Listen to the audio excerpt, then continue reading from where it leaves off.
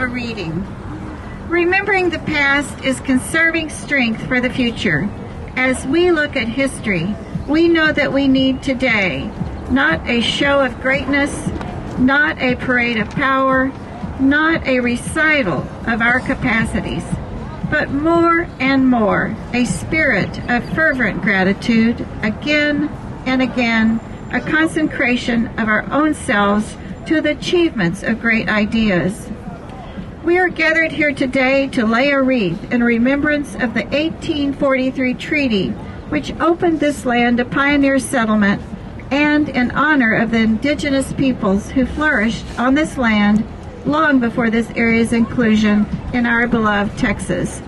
State Chaplain Georgianne Brockstein will give the invocation. Mrs. Brockstein. Thank you, Madam State Regent. Is it on? I invite you to pray in your faith and tradition as I pray in mine. Oh God, we invoke your blessing upon our assembly today as we gather out of respect for that long ago hope that was held by the tribes of the Texas prairies and the new settlers, that they might always live in peace with respect for one another's way of life. Help us not to forget the past and keep us ever mindful of those who have gone before us. Amen. Amen. Thank you, Mrs. Brockstein. The Pledge of Allegiance to the flag of the United States of America will be led by Shirley Bland, State Recording Secretary. Nancy Branstetter, State Co-Chair of the American Indians Committee, will lead us in the salute to the Texas flag. Mrs. Bland and Mrs. Branster. I pledge allegiance to the flag of the United States of America and to the republic for which it stands, one nation, under God, indivisible, with liberty and justice for all. Honor the Texas flag. I pledge allegiance to thee, Texas, one state, under God, one and indivisible. Thank you. Betty Bird, State Historian for the Texas Society DAR, will provide historical information on the symbolism of the Peace Circle.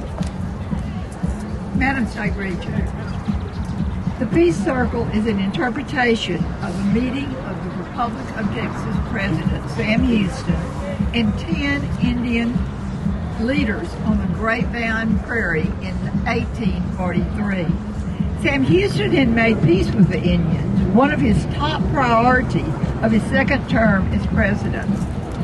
On March the 31st, 1843, the Indian leaders agreed to a council of peace. The tribes had lost many young braves in battles with the white man. 10 Indian leaders representing the Delaware, the Chickasaw, Waco, Tawanka, Kichi, Caddo, and Adarko, Inno, Biloxi, and Cherokee nations met with Houston in a spirit of friendship, peace, hope, and trust in an effort to establish a place where the tribes could live in peace. A treaty was signed on September the 29th, 1843 at Bird's Fort in Tarrant County.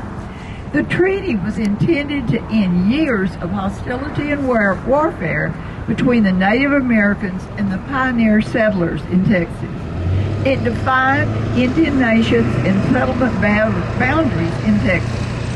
The treaty contained 24 articles, including the parties will always live in peace and meet as friends and brothers. The existing state of war shall cease and never be renewed. The parties agree that it is the duty of warriors to protect women and children, and that they will never make war on them, only on warriors.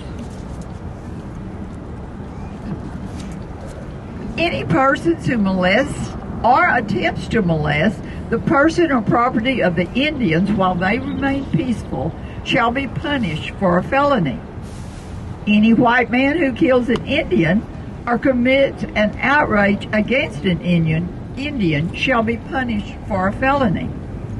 If an Indian kills a white person, he will be punished by death. If an Indian steals the property of a white man, he shall be punished by the tribe. After the Indians have shown that they will keep the treaty and not make war upon the whites, the President will authorize the traders to sell arms to the Indians and to provide gifts to the Indians. These are just a few of the articles included in the treaty. The treaty was ratified by the Texas Senate on January the 31st, 1844, one of the few Indian treaties to be ratified by the Texas Senate. President Houston signed the treaty into law on January the 3rd, 1844. The Peace Circle was dedicated by the City of Grapevine in 2021. The city acknowledged all indigenous people who had lived on the Grapevine Prairie since time immemorial and reaffirmed friendship and a relationship with the 10 nations who met with President Houston in 1843. Thank you, Ms. Bird. Deborah Penton, State Co-Chair, TXDAR American Indian Committee, will read a portion of a prayer written in 1990 by Medicine Grizzly Bear. Mrs. Penton. O great Creator, I come before you in a humble manner and offer you this sacred pipe. With tears in my eyes and an ancient song in my heart, I pray. To the four powers of creation, to Grandfather Sun, to Grandmother Moon, to Mother Earth, and to my ancestors. I pray for my relations in nature, all those who walk, crawl, fly, and swim, seen and unseen, to the good spirits that exist in every part of creation. I ask you, bless our elders, children, families, and friends. I also pray for peace among the four races of humankind. May there be good health and healing for this earth. May there be beauty above me. May there be beauty below me. May there be beauty in me. May there be beauty all around me. I ask that this world be filled with peace, love, and beauty. Isn't that wonderful? Yes. Thank you, Mrs. Penton.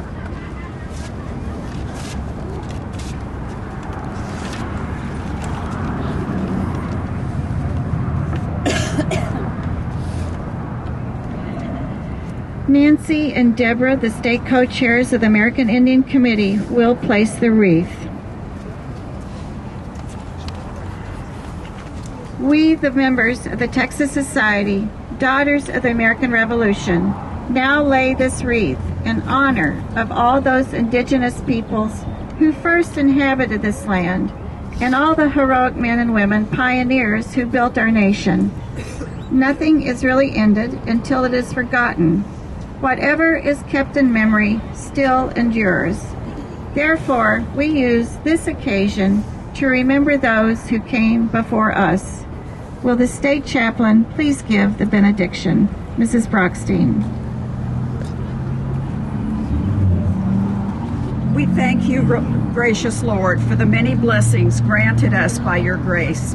Give each of us the guidance and inspiration to continue to honor our true history. May we go forth with understanding for our heritage and ask God's blessings now and forevermore.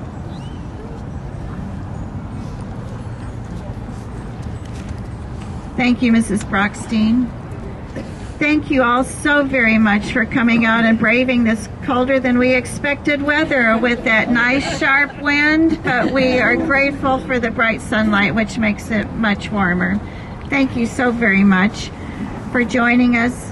We wish you safe travels home, and we will see you again at the next state event. And we are dismissed. Thank you so much. Great job, ladies. Great job. It was wonderful. I'm the one right in front of me.